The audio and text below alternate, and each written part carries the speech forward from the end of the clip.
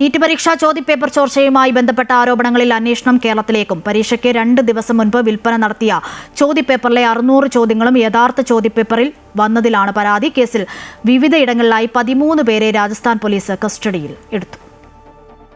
Medical കോഴ്സുകളുടെ പ്രവേശനത്തിനുള്ള NEET പരീക്ഷയുടെ ചോദ്യപേപ്പർ ചോർന്ന പരാതിയിൽ വിവിധ സംസ്ഥാനങ്ങളിൽ നിന്നായി 13 പേരെ രാജസ്ഥാൻ പോലീസ് കസ്റ്റഡിയിലെടുത്തു. രാജസ്ഥാനിലെ സിക്കറിലെ കോച്ചിംഗ് സെന്റർ ഉടമ ഉൾപ്പെടെയുള്ളവരാണ് പിടിയിലായത്. ഇവരെ കൂടുതൽ ചോദ്യം ചെയ്തു വരികയാണ്. പരീക്ഷയ്ക്ക് 2 ദിവസം മുൻപ് വിൽപ്പന നടത്തിയ ചോദ്യപേപ്പറിലെ 600 ചോദ്യങ്ങളും യഥാർത്ഥ ചോദ്യപേപ്പറുമായി സാമ്യമുള്ളതായി കണ്ടെത്തിയിരുന്നു. 20,000 മുതൽ 2 ലക്ഷം രൂപയ്ക്ക് വരെയാണ് ഈ ചോദ്യപേപ്പർ വിൽപ്പന നടത്തിയത്. കേരളത്തിലുള്ള ചില വാട്സാപ്പ് ഗ്രൂപ്പുകളിലും ചോദ്യപേപ്പർ പ്രചരിച്ചുവെന്ന ആരോപണങ്ങളിലും അന്വേഷണം നടക്കുകയാണ്. രാജസ്ഥാൻ പോലീസിന്റെ പ്രത്യേക സംഘം കേരള പോലീസിന്റെ സഹായത്തോടെയാണ് സംഭവം അന്വേഷിക്കുന്നത്. കേരളത്തിൽ പഠിക്കുന്ന രാജസ്ഥാനിലെ ചുരു സ്വദേശിയായ വിദ്യാർത്ഥിയെ കേന്ദ്രീകരിച്ചാണ് അന്വേഷണം. പ്രാഥമിക അന്വേഷണത്തിൽ ക്രമക്കേട് കണ്ടെത്തിയാൽ മാത്രമാകും പോലീസ് കൂടുതൽ നടപടികൾ സ്വീകരിക്കുക.